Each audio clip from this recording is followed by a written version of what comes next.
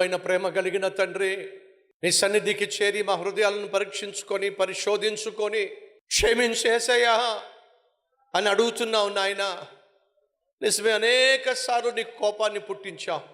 శిక్షించాలి అని నువ్వు అనుకున్నప్పటికీ మా మీద జాలిపడి సజీవుల లెక్కలో ఉంచావు. అడుగుతున్నానయ్యా, మమ్మను కనికరించు. నిన్ను సంతోషపరిచే జీవితం అనుగ్రహించు. సత్యమును మేము దాచిపెడితే లోకము సమాధానం పొందుకోలేదు. సత్యము వలన మాత్రమే సమాధానము.